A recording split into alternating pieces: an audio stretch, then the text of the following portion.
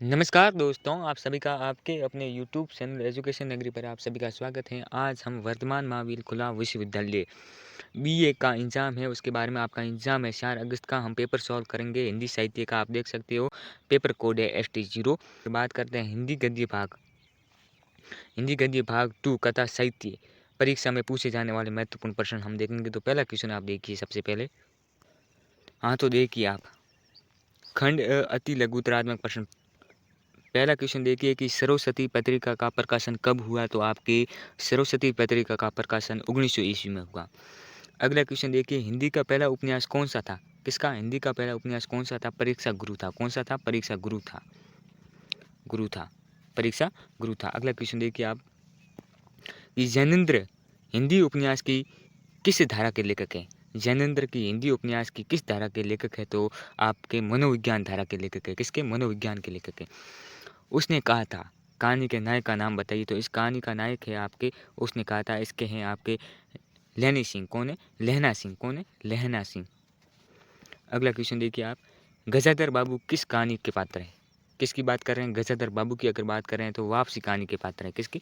वापसी कहानी की। अगला क्वेश्चन देखिए, मुंशी जी निर्मला को प्रसन्न करने के लिए क्या करते हैं?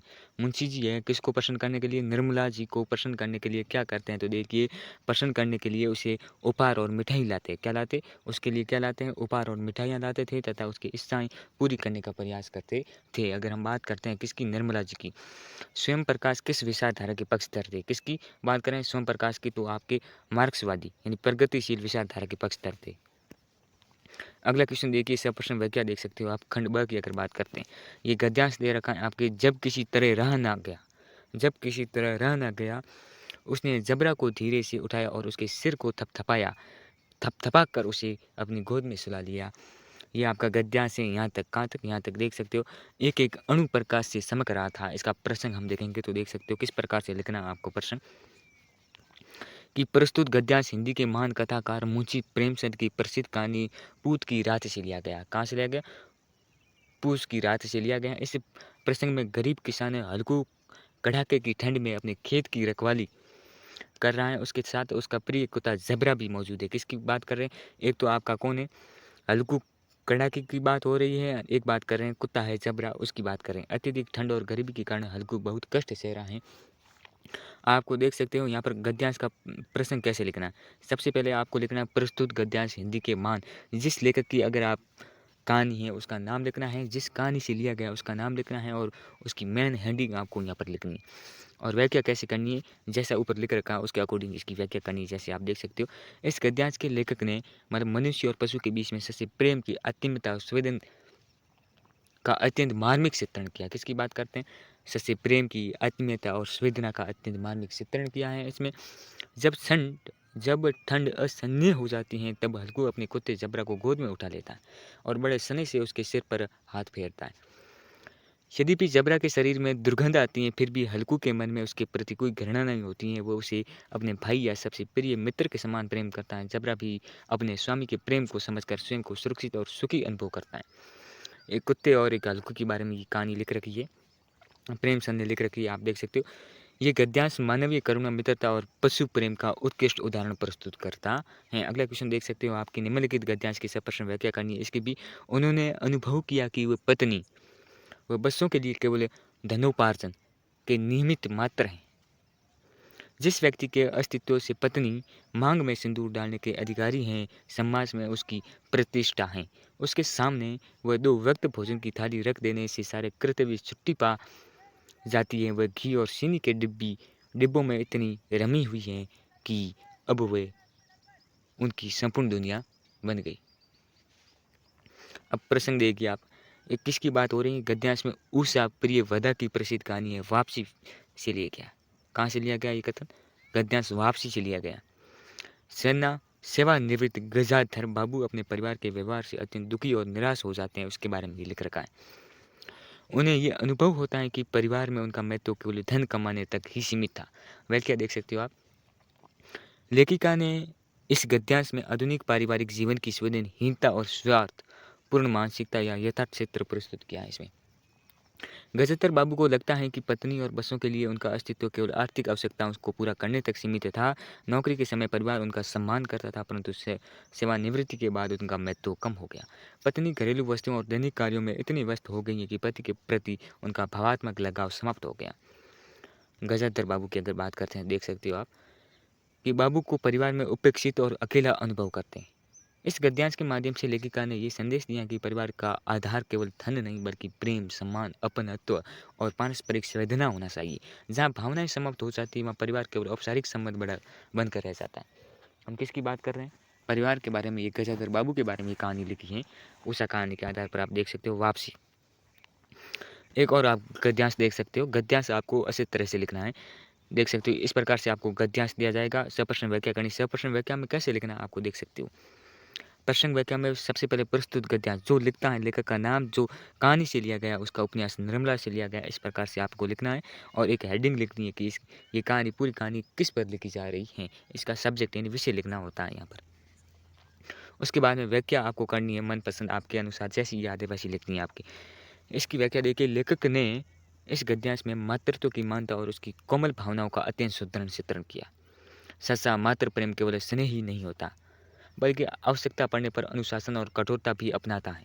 ये कठोरता दंड देने के लिए नहीं, बल्कि सच्चे बच्चे के हित में, बल्कि बच्चे के हित और सुरक्षा के लिए होती है। बालक के करुण रोदन को सुनकर निर्मला के हृदय में उसके प्रति गहरी दया और ममता जाग उठी। उसे अनुभव होता है कि ये बालक असहाय और अनाथ है तथा उसे स्नेह और संरक्षण की आवश्यकता है। उसी क्षण निर्मला के मन में मातृत्व की भावना पूरी तरह विकसित हो जाती है। लेखक ने इस प्रसंग के माध्यम से ये संदेश दिया है कि सच्चा मातृ प्रेम निस्वार्थ करुणामय, त्यागपूर्ण और संरक्षण प्रदान करने वाला होता है। यही भावना मानव जीवन को प्रेम, संवेदना और आत्मीयता से भर देती है। बहुत अच्छी व्याख्या है इसके, आप देख सकते हो। अब क्वेश्चन देखिए आप कि सीप की दावत, कहानी के वातावरण परिवेश पर प्रकाश डालिए। किस कहानी की बात कर रहे हैं हम? सीप की दावत की बात करते हैं। तो देखिए, ये विषम सायनी की प्रसिद्ध कहानी सीप की दावत। क्वेश्चन ये पूछा जा सकता है कि सीप की दावत कहानी के लेखक का नाम है भीष्म सायनी। कौन है? भीष्म सायनी। आधुनिक शैली मध्य वर्गीय समाज के वातावरण और परिवेश के अत्यंत संजीव चित्रण में प्रस्तुत करती। कहानी का परिवेश एक जैसे परिवार का है जो अपने कार्यालय के उस अधिकारी यानी सीप को प्रसन्न करने के लिए भव्य दावत का आयोजन करता है। परिवार के सभी सदस्य सीप के स्वागत की तैयारियों में लग जाते हैं। घर की सजावट, भोजन, पहनावा, व्यवहार सब कुछ दिखावे और कृत्रिमता से भरा हुआ दिखाई देता है। कहानी के सबसे मार्मिक पक्ष ये है कि परिवार अपनी वृद्ध माँ को सीप के सामने लाने से संकोच करते हैं। बहुत अच्छी कहानी, आप देख सकते हैं। उन्हें लगता है कि माँ का साधारण रहन सहन उनकी आधुनिक छवि को खराब कर देगा। इसी आधुनिक समाज में बढ़ता पाश्चात्य मानसिक और बुजुर्गों की उपेक्षा स्पष्ट होती है। आगे देखिए, लेखक ने इस कहानी के माध्यम से ये दिखाया है कि आधुनिक जीवन में मानवीय संवेदना धीरे धीरे समाप्त होती जा रही है और उनके स्वार्थ स्थान पर स्वार्थ, आडंबर तथा पद प्रतिष्ठा की लालसा बढ़ती जा रही है। कहानी का वातावरण सामाजिक विडंबना, कृत्रिमता, पारिवारिक मूल्यों के ह्रास तथा नैतिक पतन को प्रभावशाली ढंग से प्रस्तुत करता है। अतः अंत में माँ का सरल और स्नेह व्यवहार सभी का हृदय जीत लेता है तथा ये सिद्ध करता है कि सच्ची मानता सादगी, प्रेम और संस्कारों में निहित होती है। बहुत अच्छी कहानी, आप देख सकते हो। ये आ भी सकती है। अब कहानी देख सकते हो पुरस्कार। कहानी की नायिका की चारित्रिक विशेषता का उल्लेख करना। किसकी बात करते हैं? पुरस्कार। कहानी के आधार पर हम बात करते हैं। नायिका भारतीय नारी की श्रेष्ठ गुणों की प्रतीक है। उनका चित्र आदर्श, त्याग, आत्मसम्मान और कर्तव्य निष्ठा से परिपूर्ण है। वह हर परिस्थिति में धैर्य और विवेक का परिचय देती है। अपने सिद्धांतों से कभी समझौता नहीं करती हैं। स्वभावमानी और त्यागी नायिका अत्यंत स्वभावमानी है। वह अपने सम्मान को किसी भी प्रकार से पुरस्कार या लोभ से अधिक महत्व देती है। उसमें त्याग और बलिदान की भावना भी है। वह दूसरों के सुख और हित के लिए अपने व्यक्तिगत स्वार्थों को त्याग करने के लिए सदैव तैयार रहती है। ये देख सकते हो आप, इस प्रकार से स्क्रीनशॉट देकर आप पढ़ लेना। अगला क्वेश्चन देखिए, कहानी और उपन्यास के मध्य अंतर स्पष्ट करना। बहुत अच्छा क्वेश्चन है ये सपे का। कहानी और उपन्यास के मध्य अंतर है। कई बार ये क्वेश्चन बीए के एग्जाम में पूछा गया। बहुत अच्छा क्वेश्चन, देख सकते हो आप। अंतर देखते हैं। दोनों ही गद्य साहित्य की महत्वपूर्ण विधाएँ हैं, किंतु दोनों में अनेक अंतर पाए जाते हैं। जैसे कि पहला अंतर देखिए, आकार में अंतर। कहानी आकार में छोटी होती है, जबकि उपन्यास आकार में बड़ा विस्तृत होता है। घटना और विषय वस्तु के बारे में देख सकते हो। कहानी सामान्यतः होती है, एक ही घटना, समस्या या भाव आधारित होती है, जबकि उपन्यास में अनेक घटनाओं, पात्रों और प्रसंगों का विस्तृत चित्रण किया जाता है। पात्रों की संख्या, कहानी में पात्रों की संख्या सीमित होती है, परंतु उपन्यास में अनेक प्रमुख और गौण पात्र होते हैं। अब कथानक देखिए, कहानी का कथानक संक्षिप्त, प्रभावशाली और एकाग्र होता है, जबकि उपन्यास का कथानक विस्तृत और बहुआयामी होता है। समय, अब हम टाइम की बात करते हैं। कहानी कम समय में पढ़ी जा सकती है, जबकि उपन्यास को पढ़ने में अधिक समय लगता है। इसका उद्देश्य देख सकते हो आप।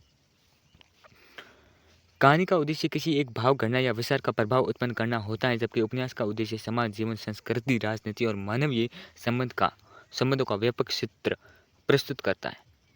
भाषा एवं शैली की अगर बात करें, कहानी में भाषा अधिक संक्षिप्त होती है और सघन होती है, जबकि उपन्यास में वर्णनात्मक शैली का अधिक प्रयोग होता है। अब इसका निष्कर्ष देख सकते हो। इस प्रकार कहा जा सकता है कि कहानी जीवन के किसी एक क्षण या घटना की प्रभावशाली चित्रण है, जबकि उपन्यास संपूर्ण जीवन का विस्तृत और यथार्थ चित्र प्रस्तुत करता है। अगला क्वेश्चन देखिए, महाभोज उपन्यास में चित्रित राजनीतिक वातावरण का उल्लेख देख सकते हो आप। महाभोज प्रसिद्ध लेखिका मनु भंडारी की सरसित राजनीतिक उपन्यास है। ये उपन्यास में भारतीय लोकतंत्र की वास्तविकता स्थिति, ग्रामीण राजनीति, प्रशासनिक भ्रष्टाचार तथा सत्ता की स्वार्थपूर्ण प्रवृत्तियों का अत्यंत यथार्थ चित्रण किया गया है। लेखिका ने दिखाया है कि राजनीति का उद्देश्य जनता की सेवा न रहकर केवल सत्ता प्राप्त करना ही नहीं होता। उपन्यास में राजनीतिक दल चुनाव जीतने के लिए जातिवाद, धन बल, बाहुबल तथा झूठे प्रचार का सहारा लेते हैं। गरीब, दलित और कमजोर वर्ग के लोगों का केवल वोट बैंक के रूप में उपयोग किया जाता है। प्रशासन, पुलिस तथा सरकारी अधिकारी भी निष्पक्ष न होकर राजनीतिक दबाव में कार्य करते हैं। अपराधियों को संरक्षण मिलता है, जबकि निर्दोष लोगों को न्याय नहीं मिल पाता। मीडिया और जनमत को प्रभावित कर जनता को भ्रमित किया जाता है तथा लोकतांत्रिक संस्थाओं का दुरुपयोग सत्ता के हित में किया जाता है। इस प्रकार महाभोज केवल एक राजनीतिक उपन्यास नहीं, बल्कि भारतीय लोकतंत्र की विडंबना, भ्रष्ट राजनीति, प्रशासनिक निष्क्रियता तथा सामाजिक अन्याय का सशक्त दस्तावेज है। अगला क्वेश्चन देखिए, मनोविश्लेषणात्मक उपन्यासों पर एक लेख लिखिए। आप स्क्रीनशॉट लेके अच्छी तरह से इसको पढ़ सकते हो।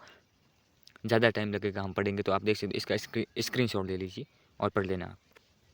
ये देख सकते हो बहुत, जैसे कि ज्ञानेंद्र कुमार की रचनाएं देख सकते हो। त्यागपत्र, सुनीता, सुखदा जैसे उपन्यासों में नारी, मन, प्रेम, दाम्पत्य जीवन तथा मानवीय संबंधों का ज्ञान, मनोविज्ञान विश्लेषण मिलता है। ये आप पढ़ लेना। अब देखिए 10वां क्वेश्चन, प्रेमचंद युगीन उपन्यासों पर लेख लिखिए। तो इस प्रकार से आप लेख पढ़ लेना, पढ़ के जाना। परीक्षा देने से पहले ये लेख पढ़ के जाना। स्क्रीनशॉट ले सकते हो। ये इतना बड़ा आप देख सकते हो। ये उपन्यास भी पूछ सकते हैं। रंगभूमि, कार्यकप, निर्मला, गबन, कर्मभूमि, गोदान, इस प्रकार से इसकी रचनाएं हैं प्रेमचंद की। इसका निष्कर्ष देख सकते हो। महाभोज उपन्यास की तात्विक समीक्षा प्रस्तुत कीजिए। बहुत इंपॉर्टेंट क्वेश्चन है, ये याद करके जाना। ये स्क्रीनशॉट ले लीजिए, आराम से पढ़ लेना। इतना टाइम नहीं है कि हम पूरा पढ़ लें। आप देख सकते हो, ये देख लो। अगला क्वेश्चन देखिए कि पत्नी कहानी के कथानक को स्पष्ट करते हुए ज्ञानेंद्र की कहानी कला की विशेषताएं बतानी है। जैसे कि देखिए, भूमिका इसमें पत्नी की आप देख सकते हो। ये देख सकते हो, ये याद करके जाना। ये निष्कर्ष भी देख लेना। अंतिम क्वेश्चन, लास्ट क्वेश्चन देख सकते हो। निम्न में से किसी दो पर टिप्पणी लिखनी है। जैसे कि कथाकार भीष्म साइनी पर आप देख सकते हो। ये पूरी कहानी रट के जाना। ये भीष्म साइनी की तो आएगी, 100% आएगी। स्क्रीनशॉट लेकर रट लेना। एक और है नई कहानी, ये भी रट के जाना। तो आज के लिए इतना ही, मिलते हैं कल इसी प्रकार के वीडियो लेकर। तब तक के लिए धन्यवाद।